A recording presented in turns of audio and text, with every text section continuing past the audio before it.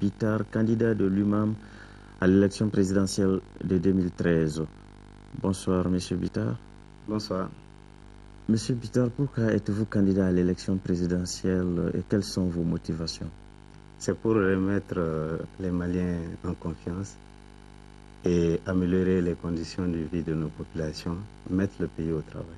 Quels sont aujourd'hui vos axes prioritaires pour sortir notre pays de cette situation sociopolitique et économique?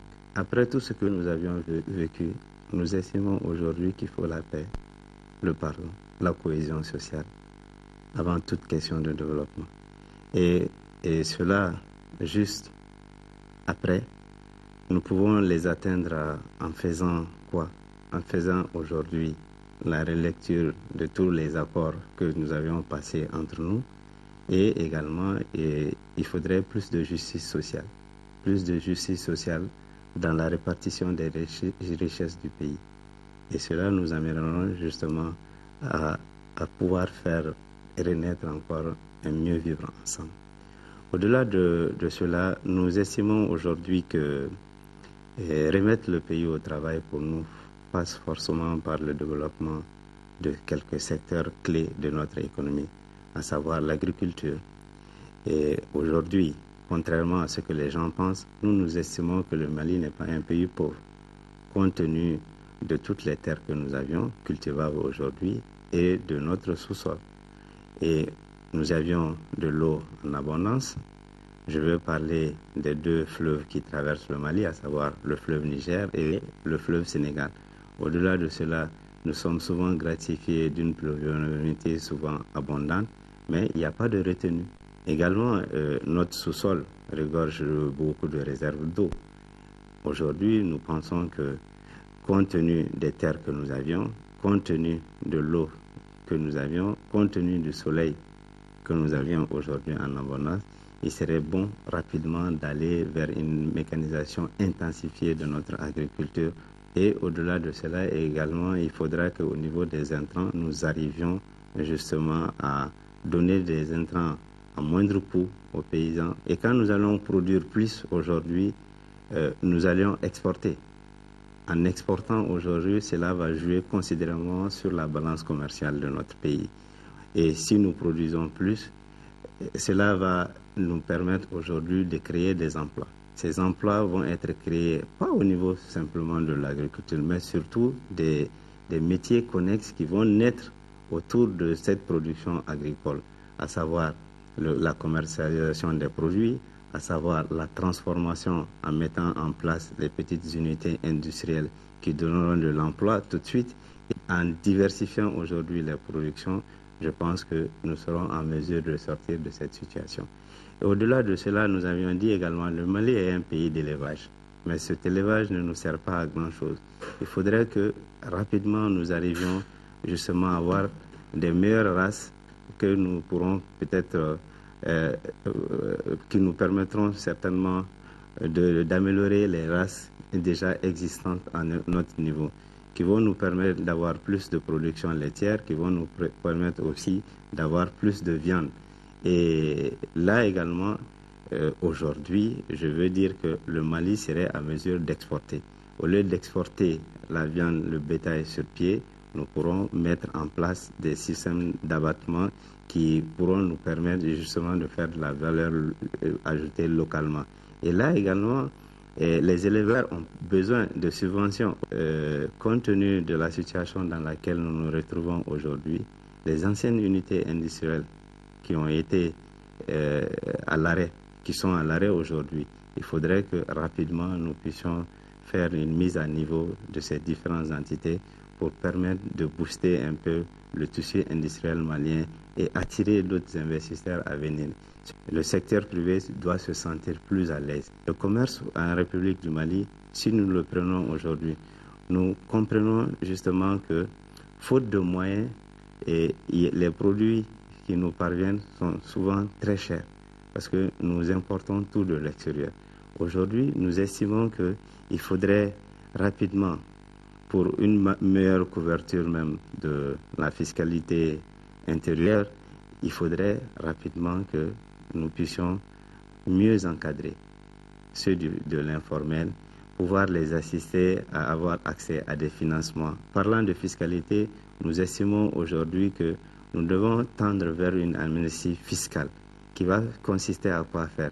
Justement, à demander à toutes les entreprises de venir négocier avec les services des impôts pour que nous ayons un candidat d'un nouveau départ où les règles du jeu seront claires dans notre projet de société. Nous allons former 500 000 commerçants d'État dans les techniques pratiques justement de comptabilité simplifiée et financière.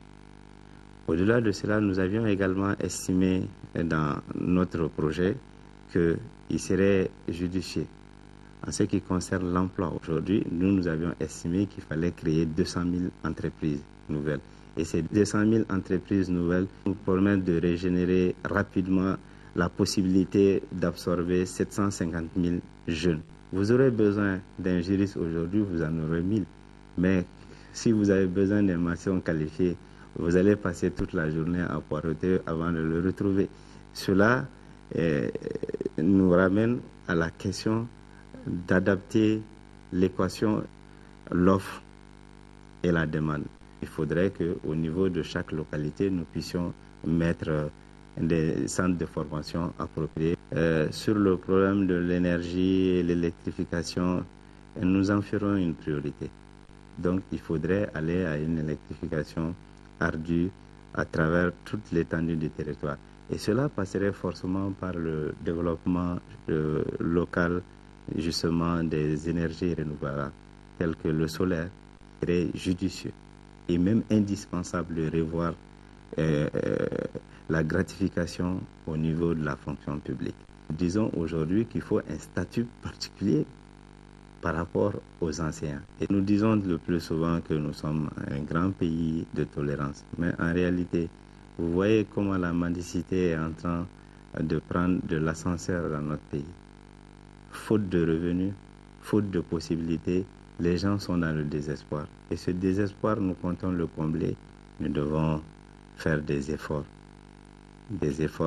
pour le financement des projets femmes, pour justement les assister dans la formation et également les encadrer mieux. Et nous disons également que sur le plan religieux, je prends l'engagement parce que vous savez, au niveau de nos endroits de culte aujourd'hui, il y a beaucoup de difficultés. Nos leaders religieux constituent en soi aujourd'hui, je le dis à qui veut le comprendre, des facteurs de stabilité sociale. Les différents sites devraient être entretenus par l'État et au-delà de cela, les prises en charge dans la fonction publique devraient être faites pour les différents leaders religieux. Monsieur Bitter, envisagez-vous une refonte des textes de base du Mali et comment comptez-vous le faire? Effectivement, nous estimons que le peuple malien, le peuple souverain, devrait se prononcer par rapport à cette question. Et si Dieu le veut, si les Maliens nous portent leur confiance, nous allons aller à un référendum qui pourra peut-être déterminer si les Maliens veulent changer. Mais en réalité, il faudrait que les gens comprennent que nous devons avoir des institutions fortes et non des hommes forts. Il faudrait que les populations acceptent également de comprendre que le monde a changé. Et nous pensons que nous ne devons pas avoir une démocratie aujourd'hui importée. Notre démocratie devait se fonder justement sur nos valeurs sociétales, sur nos valeurs culturelles. Votre mot de la fin? Mon mot de la fin, je pense que nous sommes dans une dynamique de paix, de pardon, de cohésion sociale. C'est à cela que j'invite les Maliens. Le dimanche 21 juillet au stade Omnisport pour notre grand meeting que nous avons placé sous ce thème. Et je demande aux Maliens de me faire confiance. De me faire confiance et de voter pour moi le 28 juillet.